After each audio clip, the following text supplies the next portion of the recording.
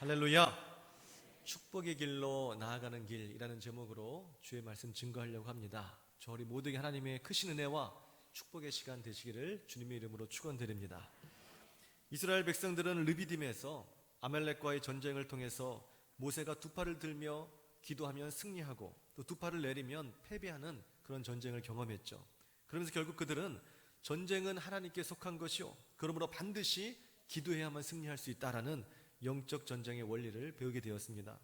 그렇게 하나님 나라의 위대한 영적 비밀을 깨달은 이스라엘 백성들은 르비딤을 지나 오늘 본문의 시내 광야에 이르게 되었습니다. 이때가 바로 그들이 출애굽한 지 3개월 되던 날이라고 본문은 기록하고 있습니다. 그리고 시내 광야에서 하나님은 마침내 그 백성을 만나 주셨죠. 신앙이라는 것이 무엇입니까? 이처럼 하나님을 만나는 것입니다. 만나서 하나님과 아름다운 사랑의 관계를 형성하는 것, 그것이 바로 신앙인 것이죠. 하나님과의 아름다운 관계란 제일 먼저 하나님과 나의 정체성에 대한 정립에서부터 시작을 합니다. 아버지를 아버지로 알고 오늘 자신은 아들이라는 것을 알았을 때 비로소 아버지와 아들의 아름다운 관계가 오늘 그렇게 아름다운 영적 질서 안에서 형성되는 것이죠. 마찬가지로 하나님과의 관계란 하나님은 창조주 하나님이시오, 오늘 우리는 그의 기르시는 백성이라는 것을 아는 데서부터 시작되는 것입니다. 알면 어떻게 되나요? 바로 엎드릴 수밖에 없죠. 실제로 하나님이 나를 지으신 분이라는 것을, 창조주 하나님이시라는 것을, 만왕의 왕이시오, 온 우주를 다스리시고 섭리하시는 하나님이시라는 것을 알게 된다면 한낱 피조물에 불과한 오늘 그 존재가 어떻게 만왕의 왕이신 하나님 앞에서 고개를 뻣뻣이 들고 서 있을 수 있겠습니까? 진정으로 하나님을 만난 자는, 그래서 하나님이 창조주 하나님이시라는 것을 아는 자는 곧바로 하나님 앞에 부복할 수밖에 없게 되어 있는 것입니다. 창조주 하나님을 창조주 하나님으로 알고 그래서 그 하나님 앞에 엎드려 경배하는 것, 이것을 다른 말로 바꿔본다면 예배라고 말할 수 있겠죠. 그러므로 정리하면 하나님과 그 백성 간의 그 만남은 오늘 그 관계가 정립됨으로 시작이 되는 것이고, 그 관계의 정립은 창조주 하나님과 피조물의 그 관계 속에서 하나님을 향한 예배로 기결된다고 말할 수 있을 것입니다.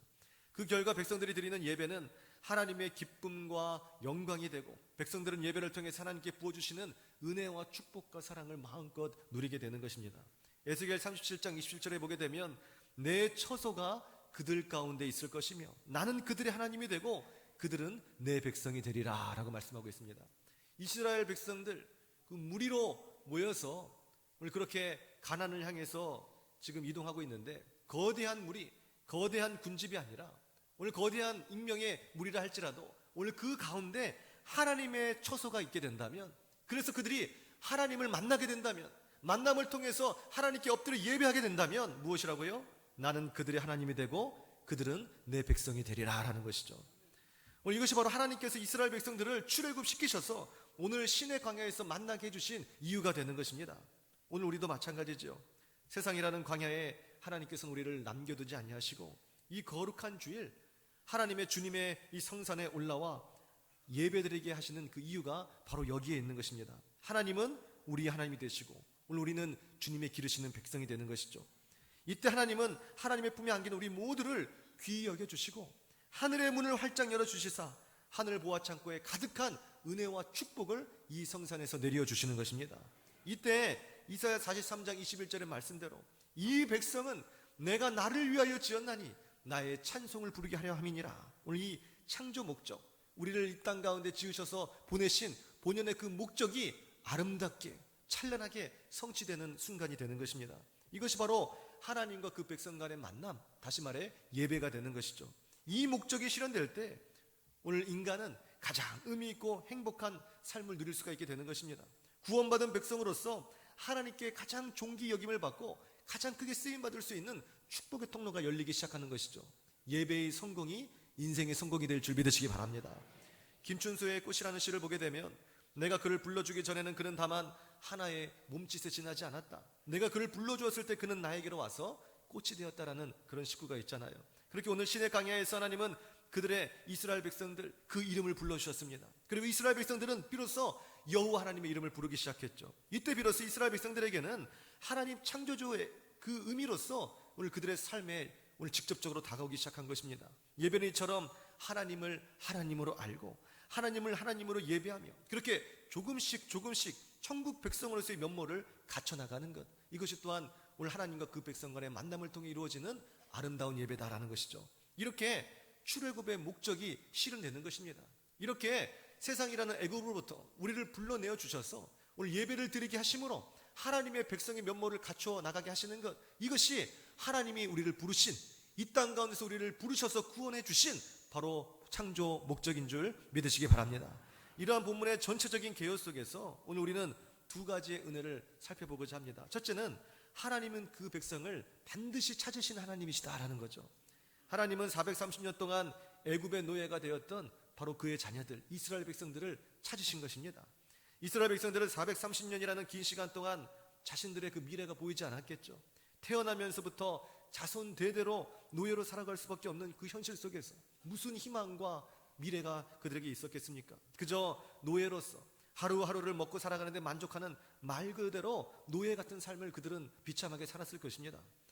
그런데 그런 그들을 하나님이 찾아주신 것이죠. 하나님은 결단코 그 자녀들을 고아처럼 내버려 두시는 하나님이 아니신 것입니다. 오늘 그들을 찾으시고 더 나아가 그들을 애굽의 손으로부터, 소나기로부터 건져주셔서 구원해 주시는 능력의 하나님이시라는 것이죠. 왜 노예로 치부받을 수밖에 없었던, 그렇게 해서 비참한 인생을 살고 있는, 누구도 거들떠보지 않는 그들을 하나님은 애써 찾으셨습니까? 사실은 노예라는 것은 오늘 애굽 사람들이 지칭해 놓은 것이고, 그래서 그 허울을 뒤집어 쓰고 있었던 것뿐이고, 그 본질은 오늘 거룩한 하나님의 자녀들이었기 때문입니다. 애굽인들이나 그들을 노예라고 무시하고 학대한 것이지, 하나님의 눈에는 오늘 그 눈에 넣어도 아프지 않을 정도로 당신의 생명으로도 기꺼이 살 수 있는 아주 소중한 하나님의 자녀라는 것이죠. 그러니 그 백성들을 내버려 두실 수 없었던 것입니다. 그들의 삶에 강권적으로 개입해 주셔서 오늘 그들을 구원해 주시는 놀라운 역사를 일으켜 주신 것이죠. 우리 인생들은 모두가 다 인생이라는 광야에 홀로 내던져진 듯한 그런 느낌을 받을 때도 있을 것입니다. 누구 하나 의지할 데 없이 홀로 그렇게 독립해서 인생을 살아가야 되기 때문에 그런 것이죠. 그러나 하나님은 결단코 우리를 내버려 두지 아니하시고 오늘 그 백성들을 향해서 하나님께서 강권적으로 개입해 주셔서 건져주시고 구원해 주시는 놀라운 구원의 역사를 일으켜 주신 것처럼 우리의 삶에 하나님은 반드시 찾아주시는 하나님이요, 개입해 주셔서 강권적으로 구원의 역사와 은혜와 능력을 베풀어 주신 하나님이신 줄 믿으시기 바랍니다. 독수리는 보통 근접할 수 없는 가파른 절벽에 둥지를 트고 새끼를 그렇게 키운다 그래요. 그리고 새끼가 자라서 이제 날 수가 있을 때가 되면 이제 강제로 그 새끼를 끌어서 절벽 아래로 떨어뜨린다고 합니다. 새끼는 한 번도 날아본 적이 없는 그 미숙함과 또 한 번도 써보지 않는 이 서툰 날갯짓으로 말 그대로 생존이죠. 살아보려고 아등바등하지만 한 번도 날아본 적이 없기 때문에, 그 날개를 사용해 본 적이 없기 때문에 결국 땅 아래로 급격하게 추락해버리고 맙니다. 혹독한 훈련이죠. 어미로부터 완벽한 분리를 경험하는 시간입니다. 약육강식의 이 생존 원리를 철저하게 온몸으로 체득하는 시간이죠. 새끼는 당장에 어미와 떨어지는 이 분리 불안과 또 어미로부터 버림받았다는 상처, 절망, 그리고 두려움 등이 아마 찾아왔을 것입니다. 그런데 우리가 잘 알듯이 땅에 떨어질 때쯤 그 어미새가 어떻게 하죠? 스스로 살기 위해 최선을 다해 날갯짓 하도록 끝까지 내버려 두다가 마지막 추락 직전에 그 어미가 새끼를 낚아채서 다시 둥지로 올려주는 것입니다. 이와 같은 일이 계속 반복되죠. 이렇게 반복되면서 새끼는 자신도 모르게 날개를 사용할 수 있게 됩니다. 그리고 조금씩 나는 방법을 터득해 가면서 명실상부 오늘 새들의 왕인 독수리로 그렇게 자라나게 되는 것입니다. 또 그와 함께 그 새끼는 무엇을 체득할 수 있겠어요? 어미새가 자신을 버리지 않는다는 것을 알겠죠. 최선을 다한 날갯짓이 있으니 그 이후에는 내가 곧 추락할 것 같지만 반드시 우리의 엄마는 찾아와서 나를 구원해 준다라는 그것을 알지 않겠습니까? 만약 그가 사람이라면 이 모든 과정은 자신이 온전한 사람이 되기 위해서 오늘 어머니가 내게 지금 절벽으로 떠내미는 혹독한 훈련의 시간이다. 이것은 어머니가 나를 버린 것이 아니요, 오늘 나를 미워하는 것이 아니라 더욱 나를 사랑하기 때문에, 내가 더 장성한 훌륭한 인격자로 오늘 되기를 원하는 그 마음 때문에 오늘 위태로운 절벽 가운데 나를 믿는 것이다라고 알지 않겠어요? 온몸으로 체득하는 것이죠. 오늘 본문에서 하나님이 그렇게 이스라엘 백성들에게 지금 말씀해주고 계시면서 위로해주고 계신 것입니다. 너희를 그 애굽 땅에서 남겨두고 이제는 너희의 그 삶 가운데 개입해서 다시금 이 출애굽시킨 하나님의 그 원대한 뜻을 깨달아 알라라는 것이죠. 4절에 보게 되면 나의 애굽 사람에게 어떻게 행하였음과 내가 어떻게 독수리 날개로 너희를 업어 내게로 인도하였음을 너희가 보았느니라, 그렇게 말씀하고 있습니다. 애굽의 종살이를 하며 추락하는 것처럼 보였지만 사실은 그것은 추락이 아니라 오늘 혹독한 그들을 온전한 하나님의 백성으로 만들기 위한 하나님의 훈련의 연단의 과정이었다라고 하나님은 말씀하고 계신 것이죠. 인내하고 견디며 하나님을 향한 믿음의 날갯짓을 멈추지 않았던 그 오랜 시간 동안에 오늘 그들은 한 사람 신자로서 하나님의 백성으로서 그렇게 온전히 쓸 수 있는 계기가 되었던 것입니다. 그리고 땅에 떨어져 추락할 때쯤 하나님은 그들을 어미가 자신의 날개로 새끼를 얻고 안전한 둥지로 옮겨주는 것처럼 하나님께서 독수리 날개로 이스라엘을 얻고 이곳 신의 광야까지 지금 인도해주고 계신다는 것을 말씀해주고 계신 것입니다. 추락하시는 그들을 찾으시는 하나님이시죠. 오늘 애굽 가운데 430년이라는 긴 시간 동안 그들은 내 인생이 추락해버렸구나, 오늘 태생부터 나는 노예가 되었으니 내겐 미래와 희망이 없구나, 우리의 가정이 추락해버렸구나, 우리의 민족이 오늘 영원한 노예처럼 지금 느껴지니 언제고 우리가 이것을 해방할 수 있을까? 우리의 힘과 능으로는 불가능하다, 우리의 민족이 하나님께 택한 그의 백성들이 완전히 추락해버렸구나 라고 생각했던 것이죠. 그러나 뭐라고요? 하나님은 결단코 그들을 버리지 아니하시는 하나님이시다라는 것입니다. 하나님은 약속하신 하나님이요, 그 약속을 반드시 성취하신 하나님이신 줄 믿으시기 바랍니다. 추락할 때쯤 독수리가 날개쳐 내려와 그 새끼를 건져서 다시 둥지로 옮겨주는 것처럼, 반복되는 그 훈련을 통해 그는 장성한 독수리로 변해가는 것처럼 하나님께서 추락할 그때쯤에 이스라엘 백성들을 내버려 두지 아니하시고 고아처럼 버리지 아니하시고 오늘 그들을 독수리 날개가 오늘 그 새끼를 등에 업고 비상하는 것처럼 그 백성들을 등에 업고 비상하여 주셨다라고 말씀하고 있는 것입니다. 이스라엘은 이러한 경험을 통해서 추락이라는 것, 오늘 이것은 절망이 아니라 오히려 하나님을 통해서 하나님의 놀라운 역사를 보는 오늘 능력의 시간, 간증의 시간, 소망의 시간이라고 말할 수 있겠죠. 추락을 통해 찾으신 하나님, 건지신 하나님, 구원해 주시는 하나님의 은혜와 능력과 사랑을 더 깊이 있게 깨달을 수 있는 그 시간이 오늘 그들에게 광야의 시간, 혹독한 훈련의 시간이라는 것을 깨달아 알 수 있었을 것입니다. 그래서 하나님은 이사야 41장 8절 이하에서 이렇게 말씀하십니다. 그러나 나의 종 너 이스라엘아, 내가 택한 야곱아, 나의 벗 아브라함의 자손아 라고 부르시죠. 이것은 하나님께서 내치지 않으신다는 것이에요. 하나님은 포기하지 않으신다는 거예요. 하나님은 어떤 환경과 상황 속에서도 우리를 지금 찾으신 하나님이시다라고 오늘 성경은 말씀하고 있는 것입니다. 우리를 이처럼 부르시는 거죠. 사랑하는 내 아들아, 사랑하는 내 딸아, 오늘 이 아침에도 하나님은 우리를 부르시고 계신 줄 믿으시기 바랍니다. 오늘 영적인 귀를 열으시고 오늘 나를 부르신 하나님의 음성에 귀 기울여 보세요. 뭐라고 말씀하십니까? 9절 이하에서 이렇게 말씀합니다. 내가 땅 끝에서부터 너를 붙들며 땅 모퉁이에서부터 너를 부르고 너에게 이르기를 너는 나의 종이라, 내가 너를 택하였고 실어버리지 아니하였다 하였노라 라는 거예요. 땅 끝에서부터, 추락하는 그 땅 모퉁이에서부터 하나님 우리를 부르고 계신 것이죠. 너는 추락하는 그 기간 동안에, 떨어지는 그 시간 동안에 하나님은 없다 하고 하나님은 나를 버렸다 하고 내가 홀로 인생을 살아가면서 그렇게 버림받은 존재로서 하염없이 오늘 수렁으로 떨어진다고 생각했지만 그렇게 생각하지 말라는 것이죠. 너는 나의 종이고 내가 너를 택하였고 실어버리지 아니하였다라는 것입니다. 그러므로 10절 이하에서 뭐라고 말씀하십니까? 그러므로 너는 두려워하지 말라라는 거죠. 내가 너와 함께함이니라. 놀라지 말라. 나는 너의 하나님이 됨이니라. 내가 너를 굳세게 하리라. 참으로 너를 도와주리라. 나의 놀라운 능력의 오른손으로 너를 붙들어 주리라. 할렐루야. 떨어지는, 이제 추락하여 가장 밑바닥으로 나아가서 가장 절망의 그 땅으로 모든 것이 숲으로 돌아가 버리는 죽음 직전까지 왔다고 생각하는 그때에 하나님은 말씀하고 계신 것입니다. 놀라지 말라는 것이죠.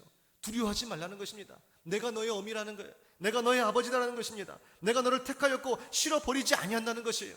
내가 너를 더욱 굳세게 하리라. 너를 도와주리라. 오늘 독수리가 그 새끼를 채 가는 것처럼, 다시 안전한 둥지로 옮겨주는 것처럼 능력의 오른팔로 우리를 붙잡아 주시고 다시 일으켜 주시겠다고 약속해 주신 것입니다. 사실 추락이 아니라는 것이에요. 그리스도인의 사전에 실패란 없는 것입니다. 연단은 있을 수 있는 것이고 그 연단 가운데 인내 가운데 소망은 있을 수 있는 것이겠죠. 그러나 넘어짐은 없는 것입니다. 우리 인생 가운데 혼자라는 생각에 슬퍼하시는 분이 혹시 이 가운데 계신가요? 마치 버려진 고아처럼 나는 버림받았다라는 그 생각에 상처와 아픔을 갖고 계신 분이 계십니까? 아무도 나를 알아주지 않고 혼자라고 느끼는 그때라도 결단코 낙심치 마십시오. 우리를 사랑하시사 우리를 위해 십자가 지신 예수님께서 끝까지 우리를 포기하지 아니하시고, 택한 우리 하나님께서 우리를 버리지 아니하시고 끝까지 찾으신 하나님이신 것입니다. 우리를 찾으셔서 위로해 주시고 기가 막힌 웅덩이와 수렁에서 우리를 건져주실 줄을 믿으시기 바랍니다. 두 번째, 하나님께서 오늘 시내 광야에서 이스라엘 백성들을 만나 주신 것, 오늘 이걸 통해서 우리가 받을 수 있는 영적인 교훈은 하나님은 광야로 우리를 부르신 하나님이시다라는 것입니다. 하나님 우리를 만나는 만남의 장소로서 오늘 본문에서도 광야를 선택해 주셨습니다. 광야는 어떤 곳입니까? 생명의 땅이 아닌 죽음의 땅이 바로 광야입니다.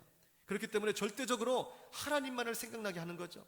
절대적으로 하나님만을 믿으며 하나님만을 의지하게 만드는 장소가 바로 광야인 것입니다.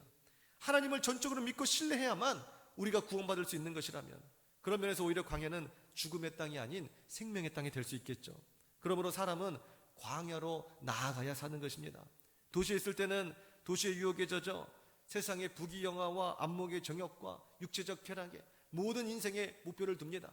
내 코가 석자라고 당장 먹을 것, 입을 것, 오늘 이것만을 바라며 급급한 생활을 합니다. 머릿속에서는 사단이 준 미끼와 유혹으로 가득해서 도무지 하나님을 생각할 그 여지가 오늘 우리의 생각과 마음속에는 없게 되는 것이죠. 너무나도 찬란하고 화려한 것이 바로 도시인 것입니다. 그런데 광야는 보이는 것이 아무것도 없습니다. 뭔가 안목의 정욕처럼 우리를 유혹할 것도 없는 것이고 미끼도 없습니다. 유혹과 미끼는커녕 지금 당장 내가 하루 먹고 살 것이 걱정입니다.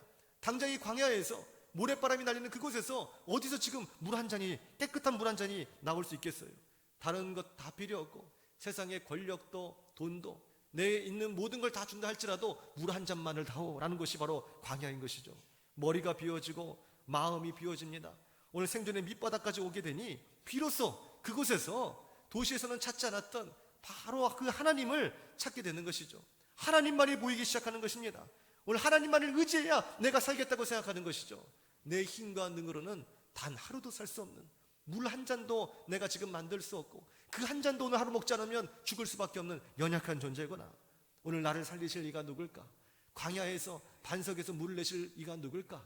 하늘의 문을 열고 오늘 만나를 내려주셔서 나를 먹이실 이가 누굴까? 누가 떡과 물로 그 까마귀로 나를 공개해 줄까? 전능하신 하나님이시라면 하실 수 있겠습니다. 주여 나를 도와주시옵소서.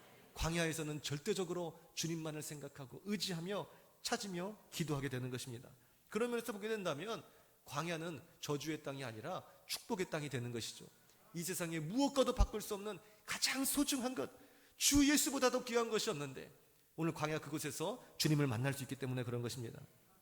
광야를 마치 자신의 집처럼 들락날락 거렸던 것들이, 오늘 그런 사람들이 바로 믿음의 선진들입니다. 다윗은 광야의 사나이라고 불릴 수 있을 만큼 광야에서 오랜 시간을 어릴 적부터 지냈었죠. 그는 시편 119편 71절에서 고난당한 것이 내게 유익이라, 이로 인하여 내가 주의 율례의 말씀을 배우게 되었나이다 라고 고백합니다. 자신에게 허락된 광야의 삶이 화려한 궁정 속에서는 배울 수도 없고 깨달을 수도 없었던 것이, 광야에서는 하나님의 말씀을 발견하고 배우고 익히고 깨달을 수 있는 축복의 시간이었다고 고백하는 것이죠.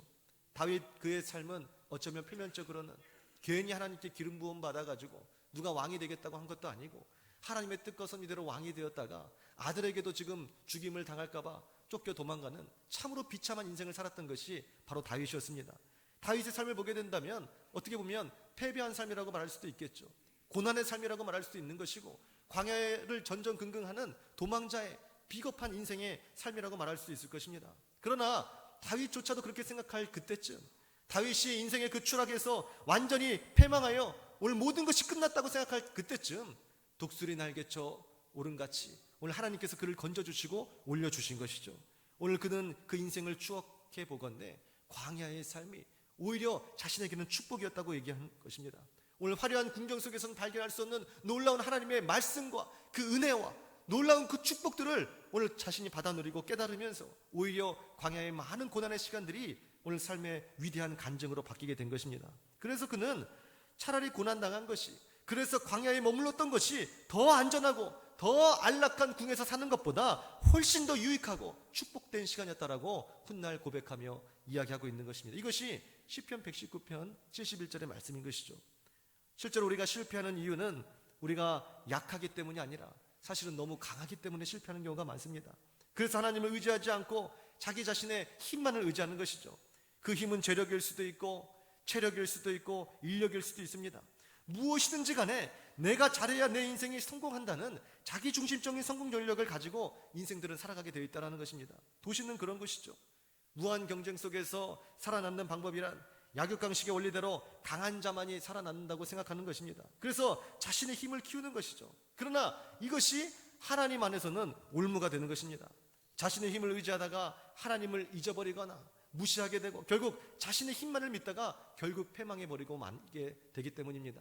그렇기 때문에 하나님께서는 오늘 우리에게 강함을 주시기보다는 강하신 하나님이 우리와 함께 하시는 것을 택하신 것입니다. 오늘 우리 모두가 연약한 인생이기 때문에 하나님께 우리는 강함을 달라고 기도하죠. 하나님, 제가 가난합니다. 연약합니다. 제게 물질을 주옵소서. 그래서 떳떳하고 오늘 강하게 떵떵거리며 인생 살아가게 하여 주옵소서. 내 스스로 강해야만 인생 가운데 승리할 수 있다고 생각하는 것이죠.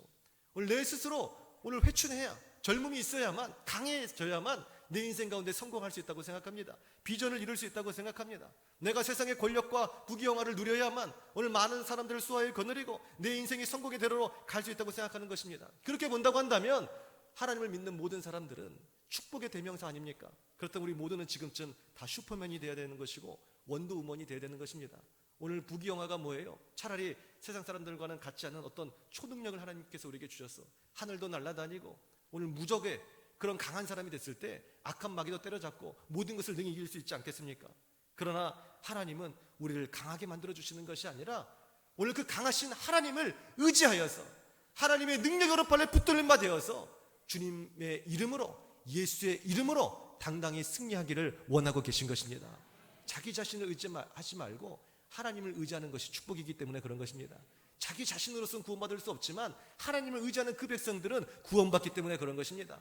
여기서 슈퍼맨처럼 원더우맨처럼 살다가 나그네 인생길 다 끝나고 나서 영원한 지옥의 형벌에 가기를 주님은 원하시지 아니하고 차라리 약하고 초라한 인생을 살되 화려한 궁정이 아니라 광야의 길을 걸어간다 할지라도 그곳에서 하나님을 만나서 하나님을 붙잡고 인생을 승리하여 하나님께서 예배해 주신 저 영원한 천국에 들어가기를 원하고 계시기 때문에 그런 것입니다. 약함은 그 하나님의 사람들을 강하게 만드는 힘이 되는 것입니다. 하나님만을 절대적으로 의지하다 보니까 그가 강자의 반열에 쓰게 되는 것이죠. 왜냐하면 강하신 하나님께서 그를 붙잡아 주시사 그의 인생을 강하게 만들어 주시기 때문입니다. 이 비밀을 깨달은 바울이 오늘 고린도 전서 후서 12장 9절에서 이런 고백을 하죠. 이는 내 능력이 약한 데서 온전하여짐이라. 이러므로 도리어 크게 기뻐함으로 자신의 약함을 이제 크게 기뻐한다는 것이에요. 사실은 바울은 그 전에 어쩌면 우리가 하나님 앞에 기도하는 것처럼 똑같은 기도를 또 그렇게 했습니다. 하나님, 내가 이렇게 약해가지고 어떻게 사역을 감당하겠습니까? 내 인생에 있는 이 가시 하나님 좀 제하여 주옵소서. 그래야 내가 힘있게 능력있게 사역하겠습니다. 그런 하나님의 응답은 무엇이었어요? 내 은혜가 내게 족하도다 라는 그 응답이었습니다. 오늘 하나님의 은혜가 바울 가운데 머물러 있을 때 오히려 도리어 바울이 하나님을 의지하게 되더라라는 것이에요. 근데 그 의지가 하나님 아니고선 살 수 없다는, 오늘 어제보다 하나님이 오늘 이 시간 더 필요하다는, 날마다 하나님을 그렇게 의지하는 그 바울의 그 믿음이, 그 기도가 오히려 바울을 강하게 하고 승리한다는 그 비결을 나중에 깨달아 알게 된 것입니다. 그래서 바울은 도리어 내가 크게 기뻐함으로 나의 여러 약한 것들에 대하여 자랑하리니 이는 그리스도의 능력으로 내게 머물게 하려 함이니라 라고 말씀하고 있는 것입니다. 약한 것들을 자랑한다는 것이죠. 어차피 내가 지금 강해져 봤자, 슈퍼맨 원더우먼이 돼봤자 내가 승리할 수 있는 것이 아니라는 것입니다. 악한 사단의 그 영적 전쟁 가운데서 악한 사단의 괴계를 물리쳐 승리할 수 없다는 것이에요. 나의 강함으로는 이길 수 없다는 것입니다. 나의 강함으로는 내가 구원받을 수 없다는 것입니다. 그러나 나의 약함 속에서 내가 온전히 하나님을 의지할 수 있었더니 강하신 하나님의 능력이 내게 머물더라라는 것이에요. 그렇다면 나는 차라리 다윗처럼 광야로 가겠다는 것입니다. 그러려면 나는 차라리 오늘 바울처럼 은혜의 가시를 내게 머물게 하겠다라는 것이에요. 내가 약한 데서 온전해지기 때문에, 그 이유는 바로 그리스도의 능력이 내 삶 가운데 머물기 때문에, 그리스도의 능력이 내 삶 가운데 머무는 것, 이것이 그리스도인들이 강력해질 수 있는 유일무이한 근거인 줄 믿으시기 바랍니다. 우리는 강하게 해달라고 기도하는 것이 아니라 강하신 능력의 하나님이 내 삶 가운데 머물게 해달라고, 오늘 우리는 그 기도를 해야 되는 것이에요. 하나님 없이는 나는 아무것도 아닙니다라고 고백할 줄 알아야 돼요. 나는 너무나 연약하고 비천한 존재라는 것을 고백할 줄 알아야 돼요. 그래서 그리스도의 은혜와 능력이 내게 머물게 해야 되는 것입니다. 그 은혜와 능력이 내게 머물 때 역으로 오늘 우리는 승리하게 되는 것입니다. 영적 전쟁에서 이기게 되는 것이에요. 강한 하나님의 사람으로서 영적 강자가 되는 것입니다. 내가 아닌 온전한 하나님의 능력으로. 성경은 모든 것이 다 그 말씀입니다. 두려워하지 말라, 내가 너를 슈퍼맨으로 만들었느니라. 놀라지 말라, 너는 지금 원더우먼이니라. 이런 말씀하시는 거 아니에요. 너는 부족함이 없는 인생이라 내가 너에게 금은보화를 지금 남겨주었느니라. 위대한 유산을 남겨주었느니라. 너는 곧 있어서 회춘하게 될 것이다. 너는 젊음을 잃지 않게 될 것이다.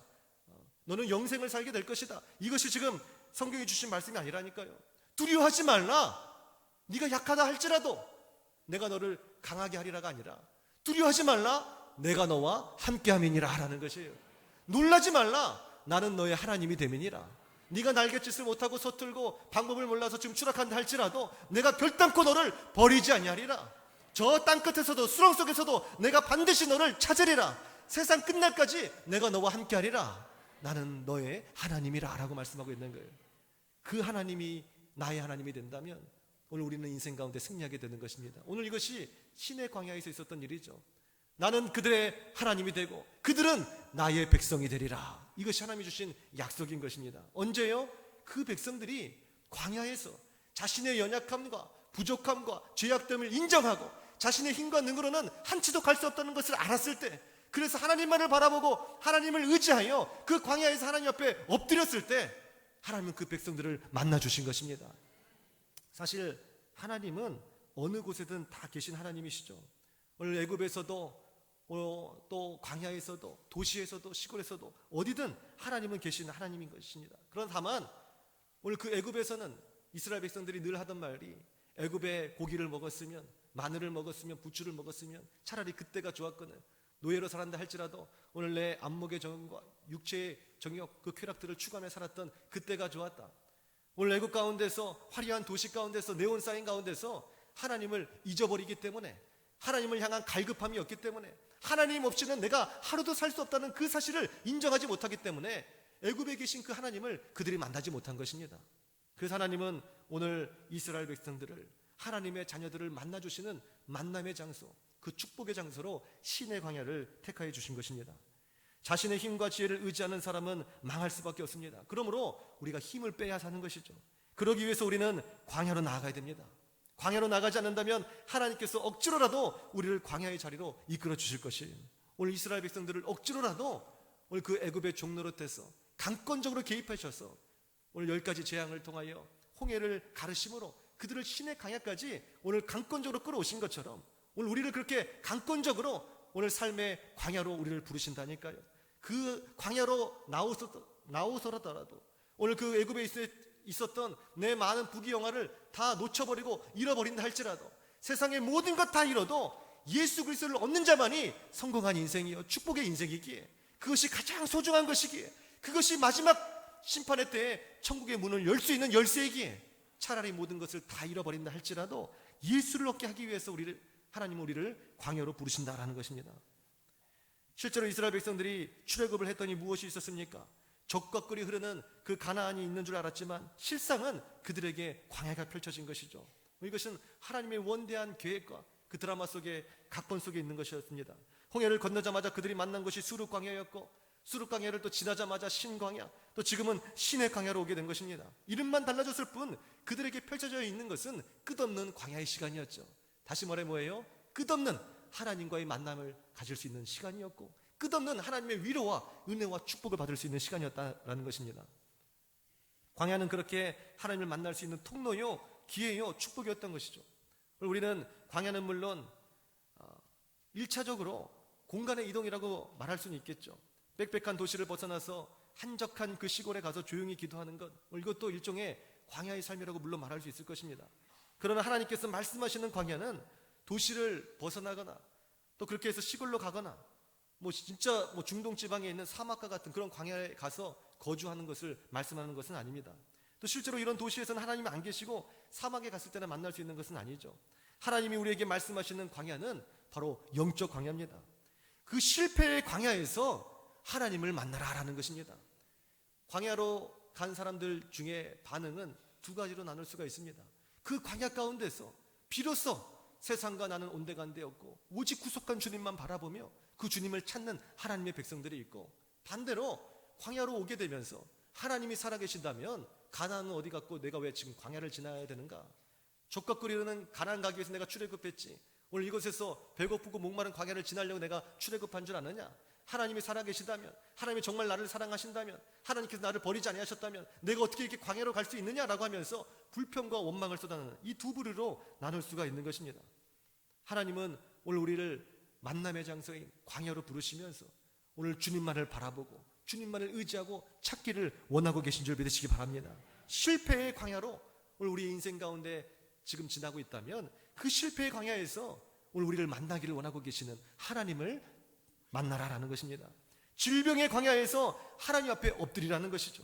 우울의 광야, 상처의 광야, 이별의 광야, 부족함의 광야, 가난의 광야, 배신의 광야, 원수의 광야, 두려움의 광야, 오늘 수많은 광야가 내 인생 가운데 펼쳐질 수 있겠지만 어떤 상황이 달라진다 할지라도 상황에 따라서 일희일비하지 말고 영원부터 영원까지 계시는 변함없으신 그 하나님을 그 광야 속에서 오히려 발견하라라는 것입니다. 그 하나님을 도리어 만나라는 것이죠. 그러면 우리의 실패가, 우리의 질병이, 우리의 우울과 상처와 이별과 부족함, 가난, 배신, 모든 원수의 대적이라 할지라도 오히려 주님을 만날 수 있는 놀라운 축복의 기회로 전화위복의 계기가 될 것입니다. 그 광야에 바로 하나님이 계신 것입니다. 광야 한복판에서 방황치 말고 그곳에서 인자하시고 나를 찾으시는 하나님을 만날 수 있다면 광야의 삶은 죽음이 아니라 생명이요, 저주가 아니라 축복의 기회가 될 줄을 믿으시기 바랍니다. 결론입니다. 광야라는 만남의 장소에서 이스라엘 백성들을 만나주신 하나님은 너는 내 것이라 라는 이 구원과 축복을 다시금 확증해 주셨습니다. 그들이 하나님의 백성이 되고 하나님은 그들의 하나님이 되셨을 때 이제 더 이상 그들에게 두려움은 없었고 또 부족함은 없게 되는 것이죠. 다만 이러한 구원과 축복의 보증을 받기 위해 한 가지 그들에게 하나님이 요구하셨던 것이 있으셨습니다. 그것은 바로 진실한 믿음과 변화된 행실을 지금부터 보이라라는 것이죠. 오늘 하나님께서 그들을 출애굽하게 하신 그 이유는 오늘 너희가 애굽에 있었던 것보다 더 잘 먹고 잘 살라고 부르신 것이 아니라 하나님의 백성으로 나는 너희 하나님이 되고 너희는 나의 기르는 양이라, 너희는 내 백성이라. 오늘 이사야서 43장 21절의 말씀처럼 나의 찬양을 부르게 하기 위해서 지음받은 존재라는 것을 깨달아 알게 하고 주님과의 아름다운 관계를 맺게 하기 위해서 그들을 부르신 것입니다. 그러니 애굽의 옛사람의 세속의 모든 모습들을 다 던져버리고 이제는 하나님의 백성답게, 하나님의 자녀답게 진실한 믿음과 변화된 행실로 나아가라라고 말씀하고 있는 것이죠. 우리 함께 따라해 볼까요? 진실한 믿음과 변화된 행실로 나아가자. 할렐루야.